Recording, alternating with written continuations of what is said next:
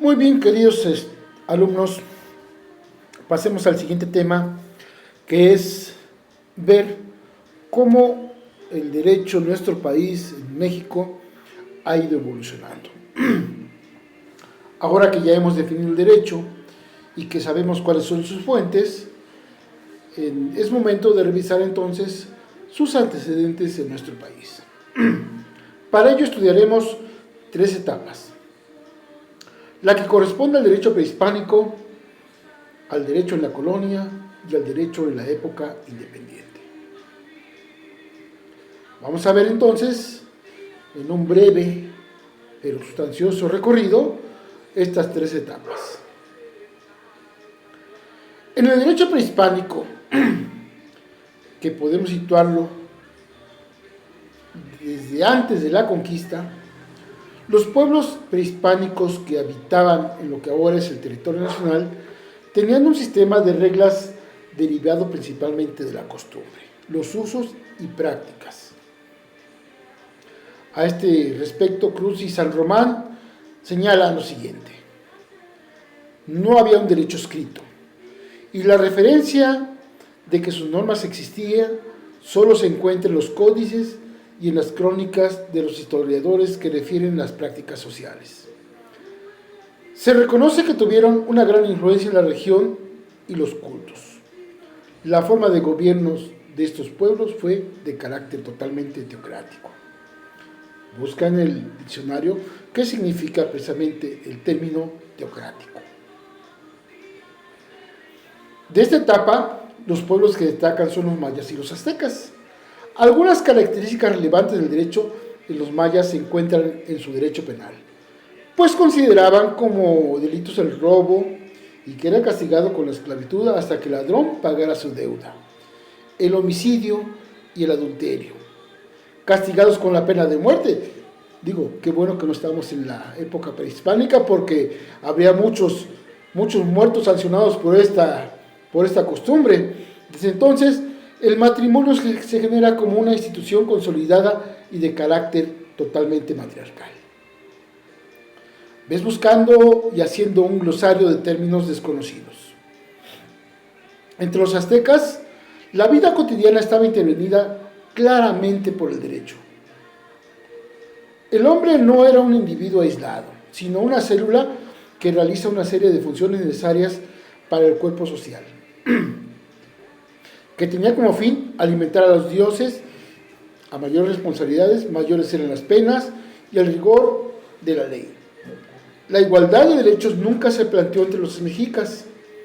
Los derechos se obtenían de acuerdo con los méritos alcanzados.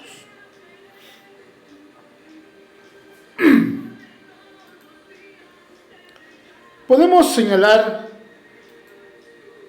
entonces que estas dos culturas, consideradas como crueles, muy duras en la aplicación de su reglamentación, era una entidad de control territorial, político y económico que señalamos existía en la zona central de Mesoamérica durante la etapa del posclásico tardío hasta antes de la conquista española. Formalmente, pues podemos decir que estaba integrada por los dominios de la Triple Alianza, conformada por Texcoco, Tlacopan y México Tenochtitlan. El derecho azteca era primordialmente, insistimos, basado en dos aspectos: la religión y la guerra. En la organización política destaca la figura del calpulli o barrio.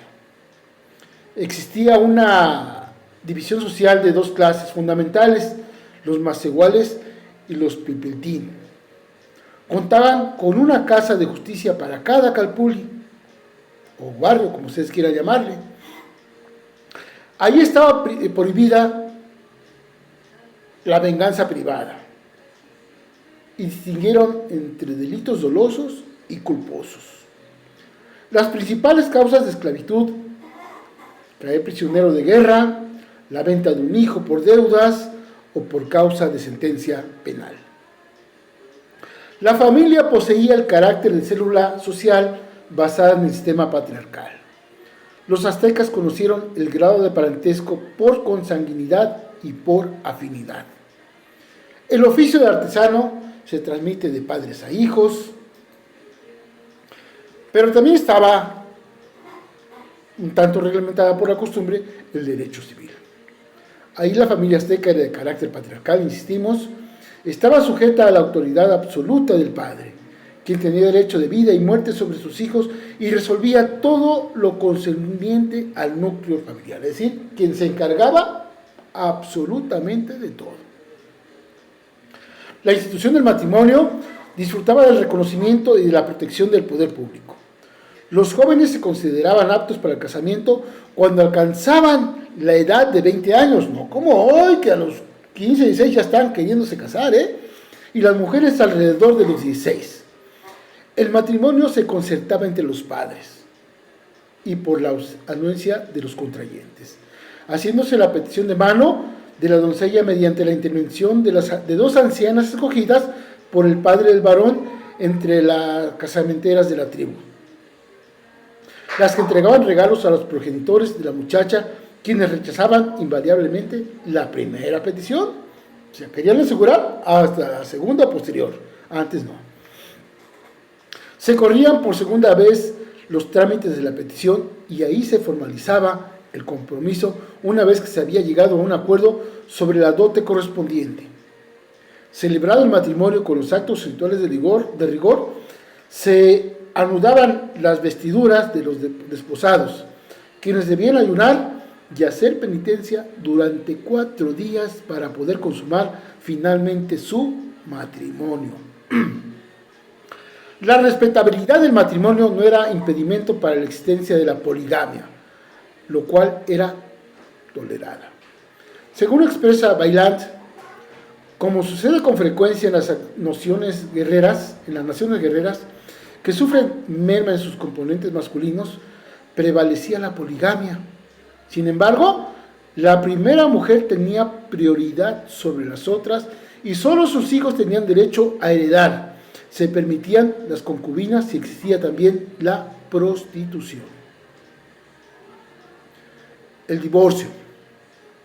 Aunque la ley no establecía propiamente lo que conocemos como divorcio, el matrimonio podía disolverse por tratarse de un matrimonio temporal o sujeto a condición.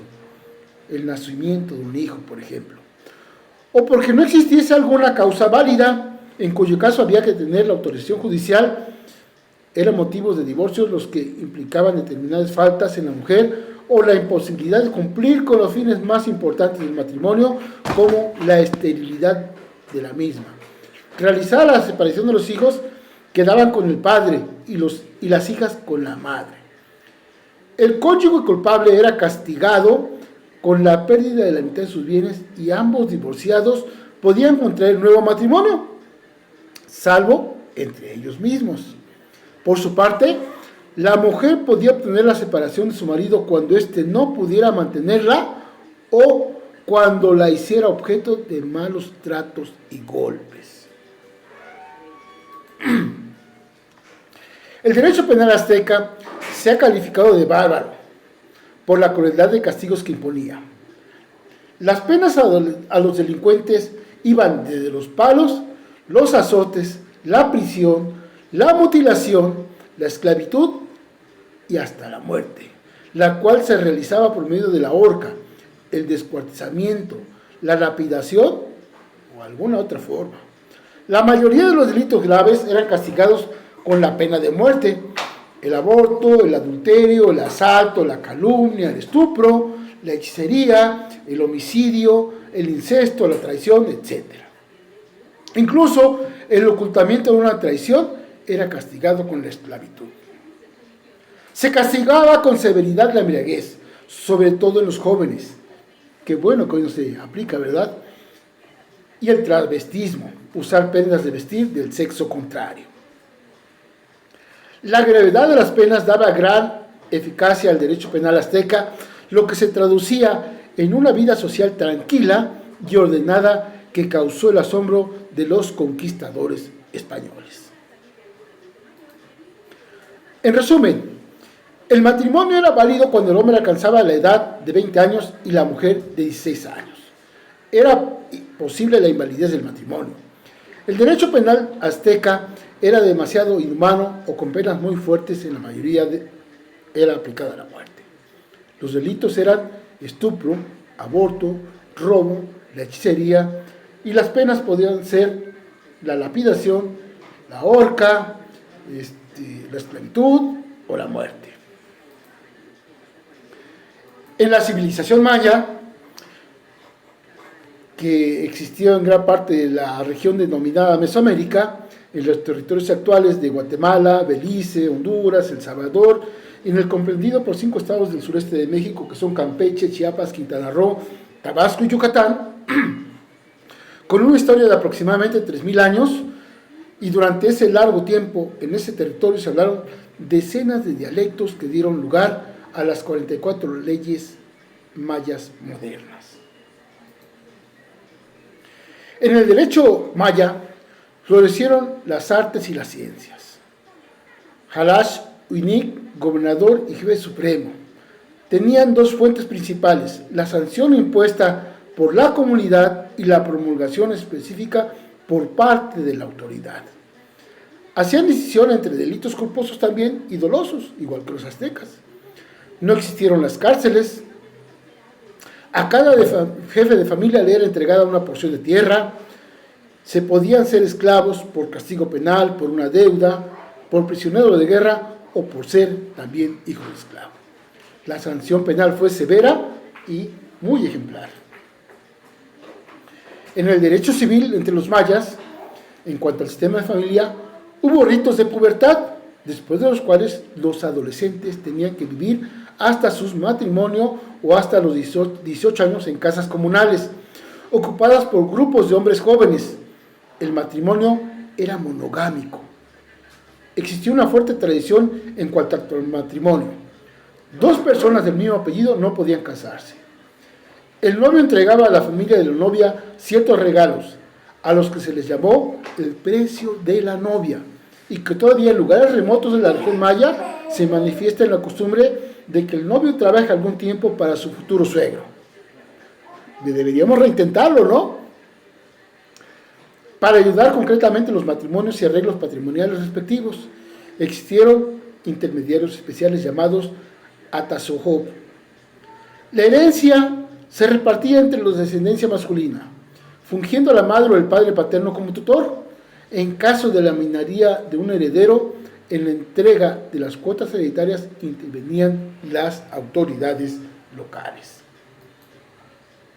Cada familia recibía, con intervención de los sacerdotes, una parcela de 20 por 20 pies para su uso personal. Las demás tierras se cultivó bajo un sistema colectivo. El papel de la mujer en la familia y en la vida comunal no era prominente. En general, se le excluía de forma importante. El derecho penal maya era también muy severo, al igual que el azteca. Si algún marido era ofendido, podía optar entre el perdón o la pena capital del ofensor. La mujer infiel solo era repudiada. También para la violación y el estupro existía la pena capital, que consistía en la lapidación del acusado. En caso de homicidio intencional, se aplicaba la pena de talión. Si el culpable era menor, en cuyo caso la pena era la de la esclavitud, de igual modo se sancionaba el robo, grabándose en la cara de los ladrones de clase superior los símbolos de su delito. Tatuajes de la antigüedad, ¿no? El hecho de que las casas carecieran de puertas sugiere un acto de honradez popular. En algunos casos, la pena capital fue ejecutada mediante ahogamiento en el cenote sagrado. Contrariamente al sistema azteca, no existía la apelación. El juez local, el batabú, decidía en forma definitiva y los tupiles, policías verdugos, ejecutaban la sentencia inmediatamente, a no ser que por el castigo fuera la lapidación por la comunidad entera. Había una responsabilidad de toda la familia del ofensor por los daños y perjuicios. En resumen, el derecho maya tiene algunas características similares a nuestro contexto actual. El matrimonio en el derecho civil era válido solo en parejas de diferente apellido. Los delitos principales eran el robo, el homicidio, el estupro y el adulterio. Las posibles penas eran la lapidación. Como ven, el derecho prehispánico pues nos deja bastantes conceptos en la actualidad. Veamos en el siguiente video lo que era el derecho en la colonia.